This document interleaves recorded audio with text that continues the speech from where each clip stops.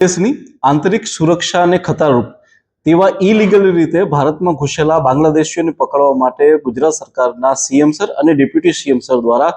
પોલીસને સખતપણે સૂચના આપવામાં આવેલી હતી, જેના ભાગરૂપે ગુજરાત રાજ્યના ડીજીપી સર અને બોર્ડર રેન્જના આઈજીપી સાહેબ દ્વારા માર્ગદર્શનને અનુસરીને ભરૂચ પોલીસને ખૂબ મોટી સફળતા મળેલી છે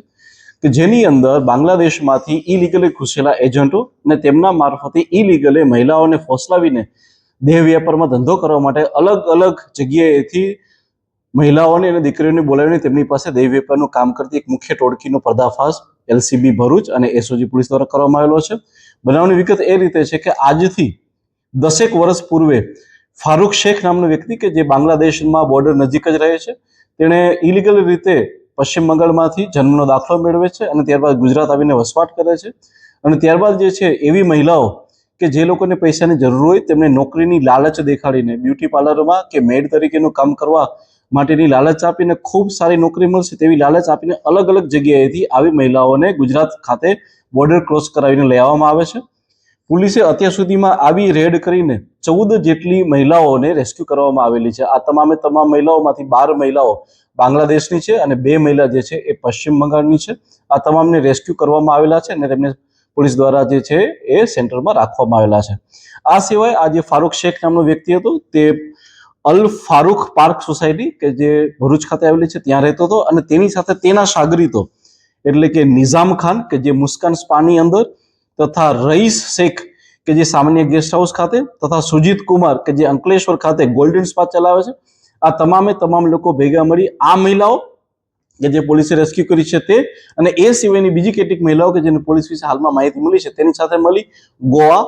મહારાષ્ટ્ર, રાજસ્થાન તથા મધ્યપ્રદેશ ખાતે આ મહિલાઓને ત્યાં દેહ વ્યાપે ત્યાં મોકલી આપતો હતો અને આ રીતે તે પોતાનો આખો વ્યવસાય ચલાવતો હતો. આ તમામ મહિલાઓ પાસેથી બાંગ્લાદેશના નેશનલ આઈડી કાર્ડ પણ જપ્ત કરવામાં આવેલા છે. આ સિવાય જે વ્યક્તિ જે મુખ્ય એજન્ટ છે એટલે કે ફારૂક શેખ તે બાંગ્લાદેશમાં કઈ જગ્યાએ રહેતો હતો તેની પણ પોલીસ દ્વારા શોધખોળ ચાલુ છે અને એના માટેના પુખ્ત સબૂતો પણ પોલીસને મળેલા છે. આ તમામ લોકોની વિરુદ્ધ the immoral traffic prevention act 1956, the immigration and foreigners act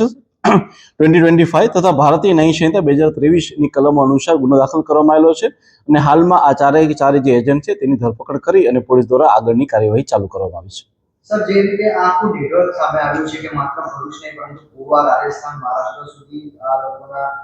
એ ચાલ્યું, તો કઈ રીતે આખું નેટવર્ક ચલાવવાનું હતું અને છોકરીઓને સપ્લાય કેવી રીતે? હાલમાં જે 4 એજન્ટોને પકડવામાં આવેલા છે તેના દ્વારા પોલીસના જે ઇન્વેસ્ટિગેશનની અંદર ધ્યાનમાં આવ્યું છે કે એ સિવાયના બી ઘણા બીજા સબ એજન્ટો હોય છે કે જે આ ગોવા, મહારાષ્ટ્ર જગ્યાએ બેસતા હોય છે અને તેમના દ્વારા જ્યારે ટેલિફોનિક વાતચીત થાય છે ત્યારે તે લોકો દ્વારા ફોટાની આપ-લે કરી અને મહિલાઓને ત્યાં આ વર્ક કરવા માટે મોકલી આપવામાં આવે છે. આ મહિલાઓનું અન્ય કોઈ રીતે શોષણ થતું હોય કે તેમને ગોતી રાખવામાં આવતું એવા કોઈ મામલાઓ? જી બિલકુલ, હાલમાં જે અમે 4 છોકરીઓની જગ્યાએ રેસ્ક્યુ કરી એ ફારૂક શેખના ઘરેથી રેસ્ક્યુ કરવામાં આવી છે, ત્યાં એ મહિલાઓને રાખવામાં આવેલી હતી.